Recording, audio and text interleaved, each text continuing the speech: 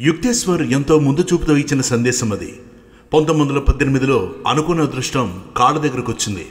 కాసిం బజార్ మహారాజు మహేంద్రచంద్ర నందికి ఒక సంకల్పం కలిగి తన రాజభవనం యోగద సత్సంగ బ్రహ్మచర్య విద్యాలయానికి ఇచ్చేశాడు. అక్కడ యోగానంద ఆధ్వర్యంలో ఆధునిక చదువులతో పాటు ప్రాచీన సంప్రదాయ విద్యాబోధనకు అవకాశం ఏర్పడ్డది. ఋషి వాటికల్లో వలె చెట్ల కింద పర్ణశాలల్లో విద్యాబోధన, ధ్యానం, యోగాసనాలు తప్పనిసరి. అక్కడ విద్యాబోధన ఆధ్యాత్మిక వాతావరణం పెద్దలను ఆకర్షించింది, పిల్లలలో ఆసక్తి కలిగించింది. యోగానంద తమ్ముడు విష్ణుచరణ్కు స్కూలు నిర్వహణ బాధ్యతలు అప్పగించారు. ఒక ఏడాది గడిచేసరికి 2000 అప్లికేషన్స్ వచ్చాయి. అక్కడ ఉన్నది 100 మందికే అవకాశం.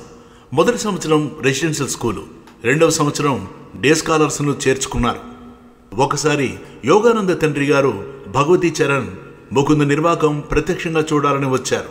రైల్వే ఉద్యోగం కాదన్న తర్వాత ఆయన యోగానందతో మాట్లాడడం మానేశాడు. పైగా పెళ్లి పటాకులు లేకుండా సన్యసిస్తే ఏ తండ్రి హృదయం సహిస్తుంది? స్కూలు నిర్వహించే పద్ధతి చూసి సంతోషించారు. నిన్ను చూస్తే నాకు చాలా ఆనందంగా ఉంది ముకుంద, అభినందించారు నాన్నగారు. ఆశ్రమంలో ఒక చిన్న లేడికోనను పెంచుతున్నారు. 70 ఎకరాల తోట.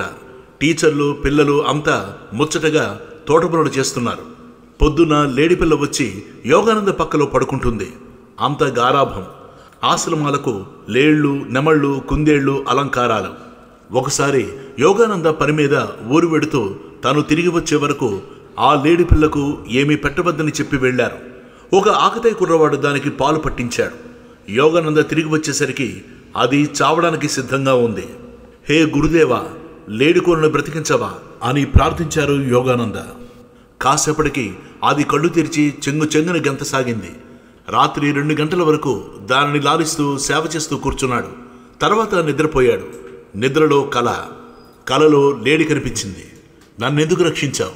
నన్ను చనిపోనివ్వు, నేను పోవాలి అని అడిగింది. సరే పోతే పో అన్నాడు నిద్రలో. చప్పున మెలకు వచ్చింది. పిల్లలు నిద్రలేచి పరుగునొచ్చారు. ఆ లేడి పిల్ల జారిగా యోగానంద కళ్ళలోకి చూస్తూ పాదాల మీద పడి ప్రాణాలు విడిచింది. రాంచీ విద్యాలయం శాఖోపశాఖలుగా విస్తరించింది. ఆ సందర్భంలోనే యోగానంద శాంతినికేతన్ వెళ్లి గురుదేవ్ రవీంద్రనాథ్ ఠాగూర్తో విద్యాబోధన విషయాలు చర్చించారు. రవీంద్రనాథ్ శాంతినికేతన్ అప్పటికే ప్రసిద్ధం. బెనారస్ నుంచి స్వామి ప్రణవానంద రాంచీ వచ్చి ఆశ్రమ పాఠశాలను చూసి ముగ్ధుడై లాహిర్ మహాశయుల చిరకాల స్వప్నం ఇప్పటికి నిజమైంది అని అభినందించారు. యోగానంద పక్కనే ఉన్న ఒక కుర్రవాడు ప్రణవానంద స్వామిని ప్రశ్నించాడు, స్వామీజీ, నేను సన్యాసినవుతానా కానా అని.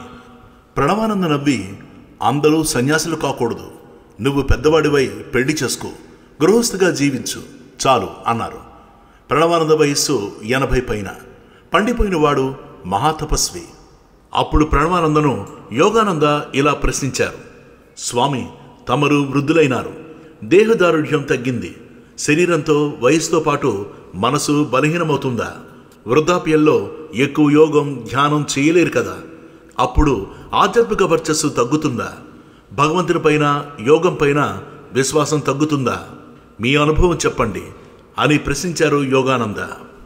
లేదు యోగానంద, నీ అనుమానం అర్ధరహితం.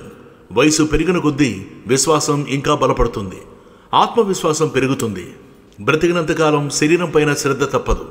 అది దేహాభిమానం కాదు. యోగికి వార్ధక్యం సమస్య కానే కాదు. ఆధ్యాత్మిక శక్తులతో పోల్చితే శరీరం చాలా అల్పం. సంకల్పం మాత్రం చేత కావలసిన శక్తిని పొందగలడు యోగి.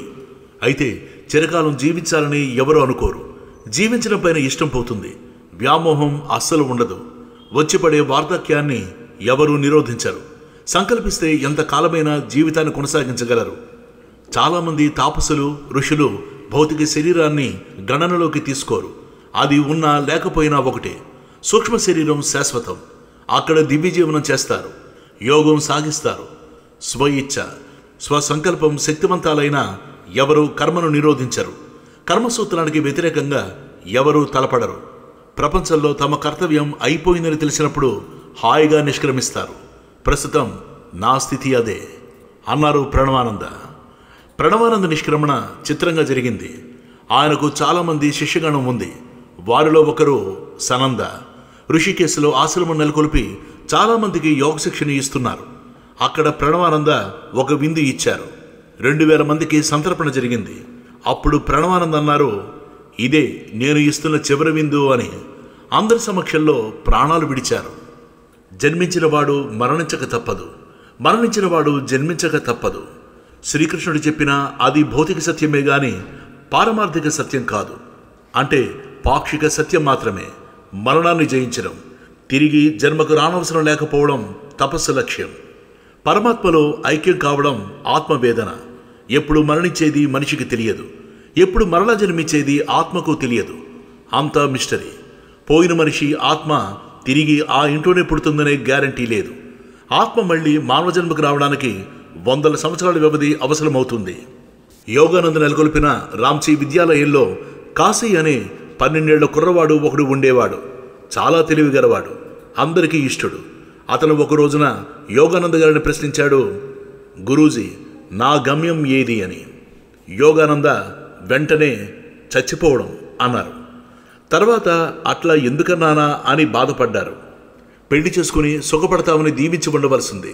దీర్ఘాయుష్మాన్ భవ, ధన ప్రాప్తిరస్తు అనో కదా దీవించాలి. ఏమిటో దీవించడం కూడా తెలియదు. దీవెన వెంటనే ఫలిస్తుందా? గురువుల దీవెనలు ఫలిస్తాయి, వాక్శుద్ధి గలవారి దీవెనలు ఫలిస్తాయి. గురువుగారు, నేను చచ్చిపోయి మళ్ళీ పుడతానా? అప్పుడు మీరు నన్ను గుర్తుపడతారా? నన్ను మీ శిష్యుడిగా చేర్చుకుంటారా అన్నాడు. రోజు అదే ప్రశ్న అడుగుతుండేవాడు. మరిచిపోదామన్నా మరిచిపోనివ్వడం లేదు. అలాగేలే, భగవంతుడు అనుగ్రహిస్తే నేను నిన్ను గుర్తిస్తాను, నిన్ను నా శిష్యుడిగా చేసుకుంటాలే అని ఓదార్చారు యోగానంద. వేసవిలో యోగానంద బయట ఊళ్ళకు వెళ్ళవలసి వచ్చింది. కాశీని పిలిచి ఆశ్రమం అప్పగించారు. ఆశ్రమం కనిపెట్టుకుని ఉండు, ఎక్కడికి వెళ్లకు, మీ ఊరికి మీ ఇంటికి అసలు వెళ్ళవద్దు అని చెప్పారు యోగానంద. కాలం కర్మ కలిసి రాకపోతే అంతే. యోగానంద వెళ్ళిన మరునాడే కాశీ తండ్రి ఆశ్రమానికి వచ్చి కొడుకుని బ్రతిమలాడాడు. 4 దినాలు వచ్చిపో, స్వామి వచ్చే లోపల రావచ్చు, మీ అమ్మ నీకోసం బెంగపడ్డది అన్నాడు. రానని మొండిగా చెప్పాడు. తండ్రి పోలీస్ సాయంతో తీసుకుపోతానని బెదిరించాడు. తండ్రి వెంట వెళ్ళక తప్పలేదు ఆ పిల్లవాడికి. అమ్మ సెంటిమెంట్ పనిచేసింది. యోగానంద తిరిగి వచ్చేసరికి కాశీ వెళ్ళిపోయినట్టు తెలిసింది. వెంటనే రైలుకి కలకత్తా చేరాడు. జట్కా బండి మీద కాశీ వాళ్ళ ఇంటికి బయలుదేరారు. హౌరా బ్రిడ్జి దాటుతుండగా కాశీ తండ్రి బంధువులు ఎదురుపడ్డారు.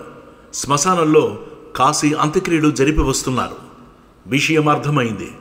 కాశీని బలవంతంగా ఆశ్రమం నుండి తీసుకువెళ్ళినందుకు ఫలితమది. చేసిన తప్పుకు భోరున వినిపించాడు తండ్రి. కాశీ ఇంటికి వచ్చిన తర్వాత తిండి పడక కలరా వచ్చి చచ్చిపోయాడు. గురూజీ, నేను మళ్ళీ పుడతాను, నన్ను మీ శిష్యునిగా స్వీకరించరు అన్నట్లే అనిపిస్తోంది యోగానందకు. యోగానంద రోజు తన సూక్ష్మ శరీరాన్ని పైలోకాలకు పంపి కాశీ ఆశల కోసం అన్వేషించసాగారు. ఆకారం రూపం లేని ఆత్మని అన్ని కోట్ల ఆత్మలలో ఎలా గుర్తించాలి? నిజంగానే కాశీ ఆత్మ తీరని కోరికతో కలవరపడుతోంది. ఆత్మలు చీకటిలో చిరు దీపాల్లాగా ఉంటాయి తప్ప ఆకాశాల్లో ఉండదు. యోగికి దివ్య దృష్టి ఉంటుంది, అంతర్దృష్టి ఉంటుంది, ఇన్స్టిట్యూషన్ పనిచేస్తుంది. దివ్య జ్ఞానంతో జరగబోయేది తెలుసుకోగలడు. ప్రేమను ప్రయోగిస్తే ప్రేమగాలానికి ప్రేమ కోసం అంగలార్చే ఆత్మలు చిక్కుతాయి. యోగానంద ప్రేమ సందేశం అందుకున్న కాశీ ఆత్మ వెంటనే మరొక జన్మకు సిద్ధమైంది. ఆత్మస్పర్శ యోగికి తెలుస్తుంది. మనస్సు ఆత్మ స్థిమితపడతాయి. సమాధానం లభించాక మానసిక అశాంతి ఉండదు. ఆ స్పందన వేళ్లలో వెన్నులో తెలుస్తుంది. 6 నెలలు గడిచాయి. బౌబజార్ ప్రాంతంలో మిత్రుడితో కలిసి వెడుతుండగా యోగానంద చేతులకు స్పందన తెలిసింది. చేతి వేళ్లు అరచేతులు స్పందించాయి. అది ఆత్మకు అందజేసిన సందేశం. నేను కాశీని గురూజీ, రండి అని పిలిచినట్లు భావన. ఆలోచన మనసులోనిది అయినా మాటలు చెవులకు వినిపించినట్లయింది. కాళ్ళు అప్రయత్నంగా ఆ పిలుపు వచ్చిన దిశగా సాగాయి. కాశీ ఆత్మ ఇక్కడ ఎక్కడో ఓ తల్లి గర్భంలోనే ప్రవేశించి ఉంటుంది అనుకున్నారు. మిత్రుడితో కలిసి ఆ వీధిలో అటు ఇటు 4 సార్లు తిరిగారు. ఒక ఇంటి వద్ద కాళ్ళు ఆగిపోయాయి. అయస్కాంతాల్లాగా ఆ ఇల్లు ఔపించింది. ఇంటి గుమ్మల్లో నిలబడి తలుపు తట్టారు. ఒక ఆయన మేడ దిగి వచ్చి కాషాయ బట్టల్లో ఉన్న యోగానందకు నమస్కరించారు. రండి స్వామి, తమకు ఏం కావాలి? ఇలా దయచేశారు ప్రశ్నించాడు. క్షమించండి, మీకు ఇబ్బంది కలిగించాను. ఈ ఇంట్లో మరో 6 నెలల్లో ప్రసవించే పుణ్యస్త్రీ ఎవరైనా ఉన్నారా అడిగారు యోగానంద. ఇల్లుగల ఆయన విస్తుపోయాడు. ఈయన చూడ్డానికి సన్యాసిలా ఉన్నారు. తన భార్య గర్భిణి అన్న విషయం ఈయనకెలా తెలిసింది? అయ్యా, తమరు ఎవరు అడిగాడు. అంతా దైవ ఘటన. ఆ అమ్మకు మగపిల్లవాడు జన్మిస్తాడు. అతని రూపురేఖలు ఇలా ఉంటాయి. నుదురుపైన ఒక మచ్చుంటుంది. తర్వాత అంతే జరిగింది. ఆ పుట్టిన కుర్రాడికి అన్ని కాశీ పోలికలే వచ్చాయి. పాతతరం రష్యన్ రచయిత్రుల్లో టాల్స్టాయ్ ఒక మహర్షి, తాత్వికుడు. ప్రపంచం గర్వించదగిన కథారచనలు చేసేవాడు టాల్స్టాయ్. ఒక చిన్న కథ రాశాడు. ఒక దీవిలో 3 మునులు ఉండేవారు. దీవి సముద్రం మధ్యలో ఉండే చిన్న భూభాగం. వాళ్లకు చదువు లేదు, సంస్కారం లేదు, పెద్దగా నాగరికత తెలియని వారు. వాళ్లకు తెలిసిందల్లా ప్రార్థన ఒక్కటే. ఆ ప్రార్థన, మేం 3, మీరు 3, మమ్మల్ని కనికరించండి, కాపాడండి, అంతే. ఇదేం ప్రార్థన అంటారా?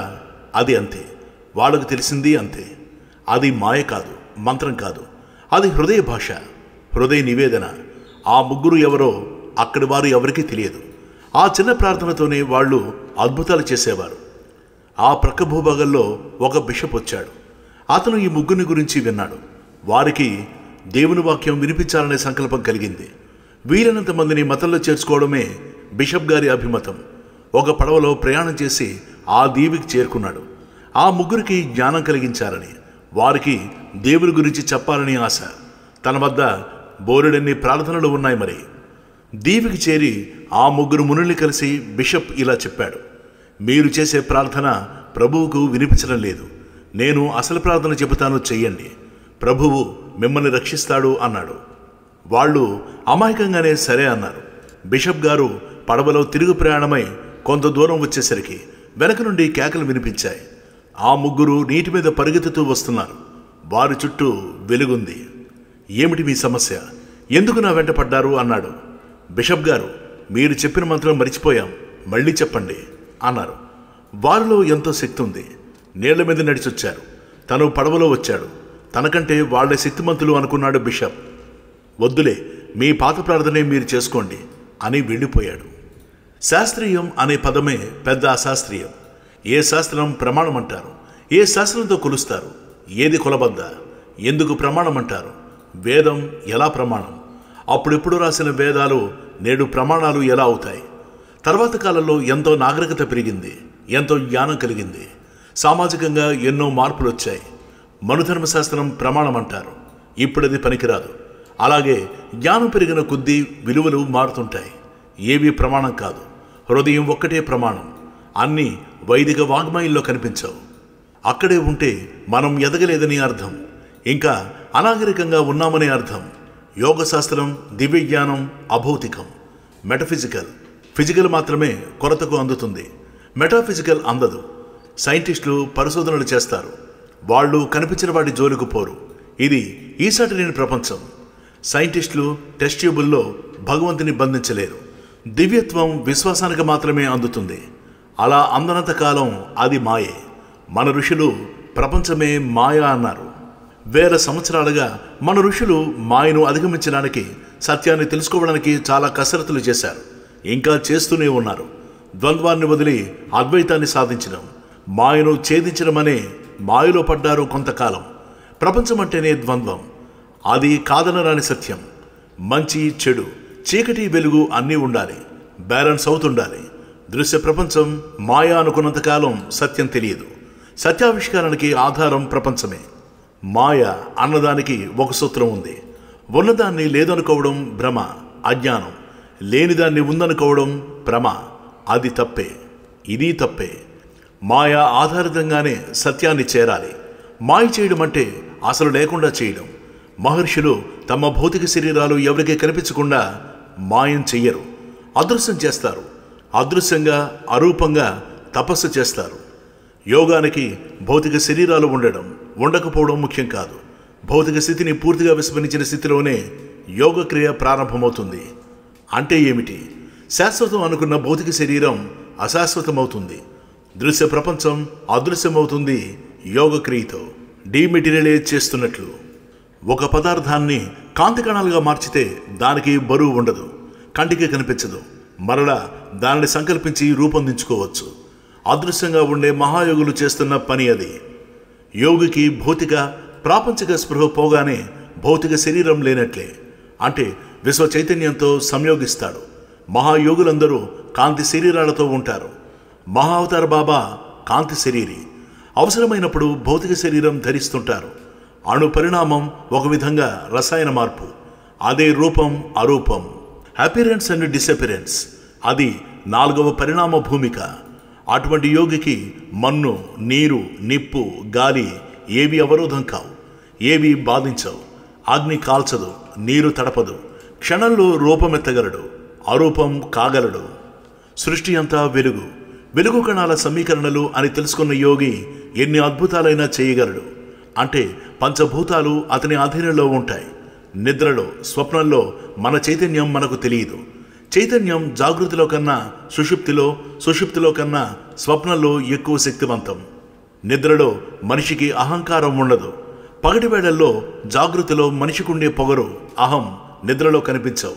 నిద్రలో కాలాన్ని, దూరాన్ని అధిగమించి భగవంతునికి దగ్గరగా వెళ్లే వీలుంటుంది. మనకు రకరకాల కళలు వస్తుంటాయి. కలలే కదా అని మర్చిపోతాం. అవి కొన్ని జరిగినవి, కొన్ని జరగబోయేవి అయి ఉంటాయి. ఒకే కళ మళ్ళీ మళ్ళీ వస్తే దానికి యథార్థత ఉంటుంది. అవి వాస్తవ సంఘటనల ప్రతిబింబాలు. మనం చాలాసార్లు చనిపోతున్నట్లు కలగంటాం. నిజానికి అవిగత జన్మల్లోని మన చావులై ఉంటాయి. అన్నీ ప్రస్తుత జన్మకు ఆపాదించకూడదు. యోగులు జరగబోయేవి చూస్తారు. అది జ్ఞాన దృష్టి. మనలో చాలామంది గాలిలో తేలిపోతున్నట్లు కలగనడం జరుగుతుంది. అది భ్రమ కాదు, వాటి వల్ల ప్రయోజనం ఉంది. అలా గాలిలో తేలిపోయేది మన సూక్ష్మ శరీరం. అది గొప్ప అనుభవం. భౌతిక శరీరం నుండి యాస్ట్రల్ శరీరం వేరుపడ్డం అన్నది సామాన్యమైన అనుభవం కాదు.